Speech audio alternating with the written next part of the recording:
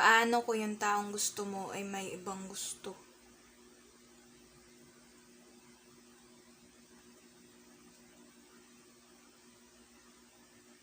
Paano nga ba yun? So tell me.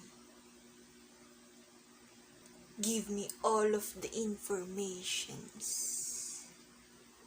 that you've got. Yes. All that you've got. You heard me right. Pero paano nga ba?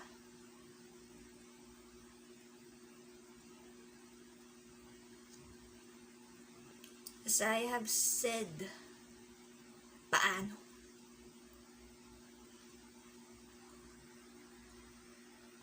Kung yung taong gusto mo ay may ibang like or love or kasi na each other. Yes, oo, right, true. Paano kung yung taong gusto mo ay may ibang napupusuan?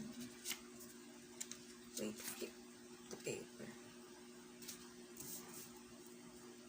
Paano kung yung taong gusto mo ay may ibang napupusuan? Yes, oo, how? Paano na? My heart. Okay, you could be hurt because of the news, oo, right.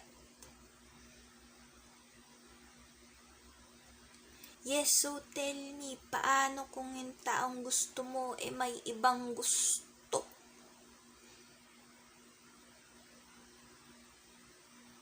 Tapos sila pa. Mag-girlfriend sila, mag-boyfriend sila, oo. Paano nga kasi yun?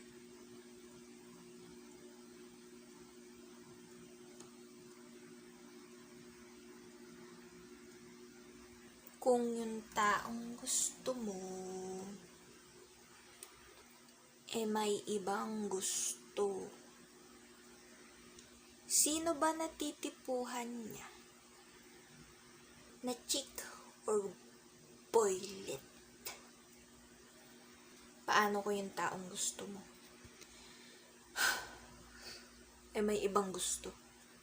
Nagde-date na ba sila?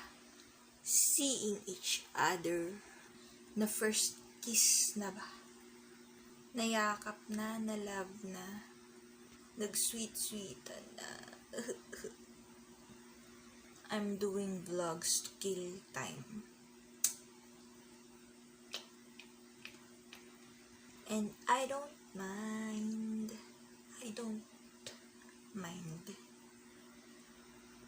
Give yourself time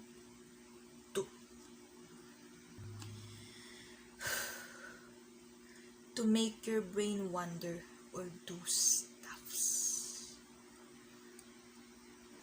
Paano kung yung taong gusto mo may ibang gusto? Sino? Who? Will she, will he, will they go together until then, as in no and forever na talaga?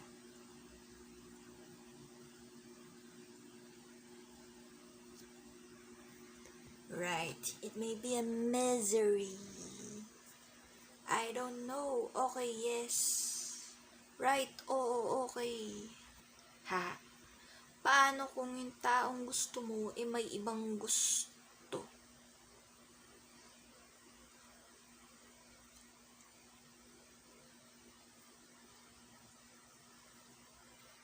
Sino? Okay, love yourself, take good care of yourself, have the time to set a positive mood, to be on the right track, to stay happy, and oo.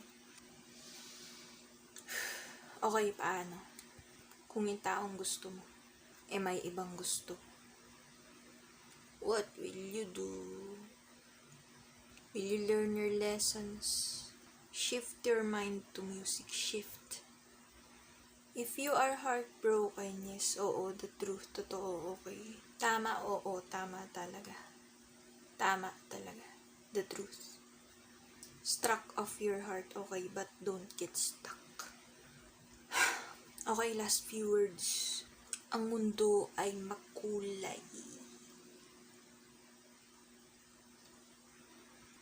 Mundo makulay. Pwedeng lituhin ang atensyon sa arts, musika o creative writing. Kung ang puso mo ay nawasak, non todo. Like, comment, subscribe, speak up, dear.